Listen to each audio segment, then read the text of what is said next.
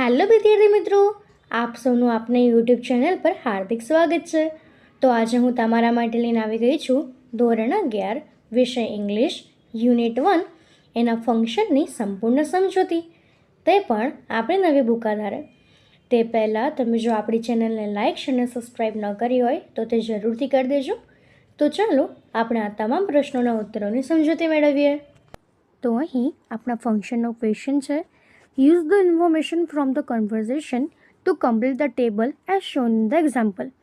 તો અહીં આપણને કન્વર્ઝેશન જે આપી હતી તેમાંથી ઇન્ફોર્મેશન લેવાની છે અને નીચે જે ટેબલ આપ્યું છે એને પૂરો કરવાનો છે. તો આપણને ફર્સ્ટ કોલમ આપે છે કન્સ્ટ્રક્શન, સેકન્ડ છે કન્ડિશન અને થર્ડ છે રિઝલ્ટ. તો ફર્સ્ટ આપણી કન્સ્ટ્રક્શન છે અનલેસ. તો આપણને કન્ડિશન છે the tenant agrees to have a rental contract. તો એનું રિઝલ્ટ થશે કે owners are not ready to give flats. Second છે if. Condition the locality is up to the mark and result further talk is possible. Third છે if. તો condition થશે the tenant doesn't deposit 1 month's rent in advance. Result owners refuse to give flats. Fourth છે if. તો condition થશે Nimesh doesn't mind increasing his budget. Result he will get a 2 BHK flat easily. Fifth છે unless. તો condition the flat is in good locality and result Nimesh and Dipal are not interested in having the flat. Sixth છે unless. Condition the rent is above 4,000. Result a 2 BHK flat will not be available on rent. Seventh છે if. તો condition Nimesh can spare an hours time અને result થશે કે mister Dalal can show all the 5 flats. એના પછીનો eighth છે if. તો તેમાં કન્ડિશન થશે કે નિમેશ ડઝન્ટ માઇન્ડ અને રિઝલ્ટ થશે mister Dalal will make him aware of some general conditions from the owners. Ninth છે ઇફ. તેનું કન્ડિશન થશે the real estate agent calls Nimesh soon and result થશે it will be a great help to them. 10th if. It is a 2 BHK flat and it will be convenient Deepal and Nimesh. 11th છે if. The rent is above 4,000 rupees and Nimesh can afford it easily. 12th છે unless. તો it is required Nimesh will not increase his budget. તો આપણે આ પ્રમાણે લખી શકીએ છીએ. તો એના પછીનો હવે આપણો થર્ડ ક્વેશ્ચન છે કે out of the given 3 sentences 2 have correct and 1 has incorrect. Use of if or unless, tick mark the correct ones. તો અહીંયા આપણને 3 સેન્ટેન્સીસ આપ્યા છે જેમાંથી 2 સાચા છે અને એક ખોટું છે. તો અહીં આપણે ઇફ અને અનલેસનો યુઝ કરીને એને સાચું શોધવાનો છે. તો આપણને ફર્સ્ટ આપ્યું છે કે take to me unless you have chewed tobacco.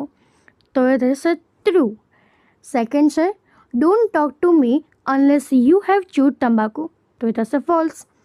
And third છે don't take to me if you have chewed તંબાકુ. તો એ થશે ટ્રુ. તો આપણું ફર્સ્ટ ને લાસ્ટ વાળું સાચું હતું. એના પછીનું સેકન્ડ છે if you find Har book call her. તો એ થશે ટ્રુ.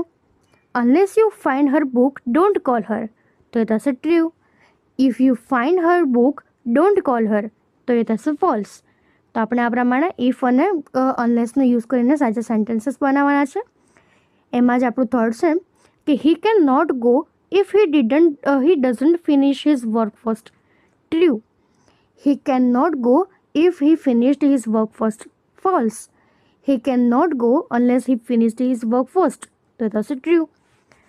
ફોર્થ છે if you have practiced well, go to the stage to sing songs.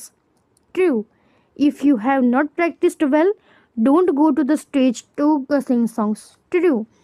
Unless you have not practiced well, go to the stage to sing the songs. તો તે થશે false. તો હવે એના પછી આપણું ફિફ્થ છે if you read well you will not fail in the exam. True. Unless you read well you will not fail in the exam. False. Unless you read well, you will fail in exam. તો એ થશે true. તો આપણે આ પ્રમાણે if અને અનલેસનો use કરીને sentences બનાવી શકીએ છીએ.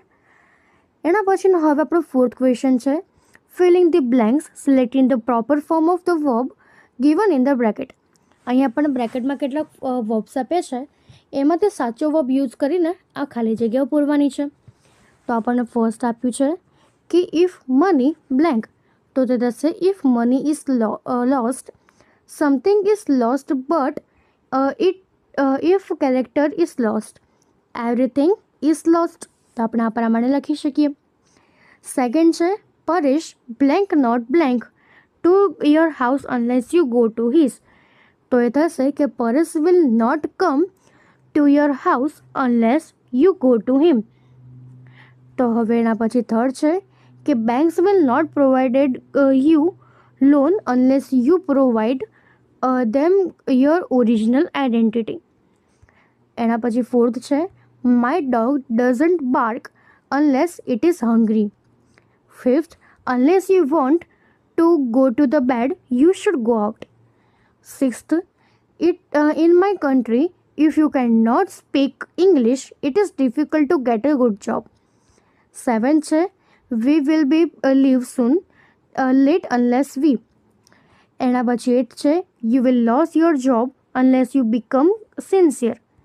નાઇન્થ છે if you had driven faster we should have reached earlier. એના પછી 10th છે કે unless we had known it previously we could not have prevented him it. તો આપણે આ રીતે લખી શકીએ છીએ. એના પછીનો ક્વેશ્ચન બી છે કે complete the sentences with the help of the given words in the bracket connecting the fact of given text. તો અહીં આપણને નીચે કેટલાક વર્ડ્સ આપ્યા છે બ્રેકેટમાં, તેનો યુઝ કરીને આપણે સેન્ટેન્સીસ પૂરા કરવાના છે. અહીં આપણને એક એક્ઝામ્પલ આપ્યું છે if Arunima had lost courage. તો અહીંયા આપણને બ્રેકેટમાં આપ્યું છે એક્સપેડિશનલ લીવ અને ઇનકમ્પ્લીટ. તો આપણે સેન્ટેન્સ બનાવી શકીએ કે if Arunima had lost courage she would have left her Everest climbing expectational incomplete. તેમાં આપણને ફર્સ્ટ આપ્યું છે set high goals and work hard and achieve. Set high goals and work hard to achieve desire results. બીજું છે if Arunima had not been inspired by brother in law first attempt and Everest. તો તે થશે if Arunima had not been inspired by her brother in law she would not been the first empty to climb Mount Everest. Third છે if the passengers had come to her rescue Arunima become an handicap. If the passengers had come to her rescue Arunima would not have been handicapped. એના પછી fourth છે unless you yourself consider anyone defeat you. તો unless you yourself consider that there isn't anyone who can defeat you. Fifth છે without have great courage Arunima couldn't have fought bravely with the 4 criminals. So without having great courage Arunima couldn't have fought bravely with the 4 criminals. Sixth છે unless Sahib inspire Arunima couldn't never have thought about climbing up Mount Everest. So unless Sahib had inspired her, Arunima could never have thought about climbing up Mount Everest. તો હવે એના પછીનો આપણો fifth question છે study the following table, combine the 3 parts and make meaningful sentences using each word given in part B. You can even make more than one sentences using the same word in part B. તો અહીં આપણને નીચે જે study table આપ્યો છે એને study કરવાનો છે. આ જે 3 પાર્ટ્સ છે એને આપણે કમ્બાઈન કરીને જે મિનિંગફુલ સેન્ટેન્સ બનાવવાના છે અને પાર્ટ બીમાં આપણને જેટલા બી વર્ડ્સ આપ્યા છે તેનો યુઝ કરીને સેન્ટેન્સીસ બનાવવાના છે. તો અહીંયા આપણને એમાં આપ્યું છે આઉટકમ, બી આપ્યું છે કનેક્ટર અને સી છે કન્ડિશન. તો હવે ફર્સ્ટ છે કે you won't be punished, you can use your father's car, work hard, I could not have completed this task, you will never understand this grammar, he would have progressed a lot, I am happy, you cannot escape accidents, they are happy, we will not go out. અને સીએમ આપ્યું છે he had પંક્ચ્યુઅલિટી.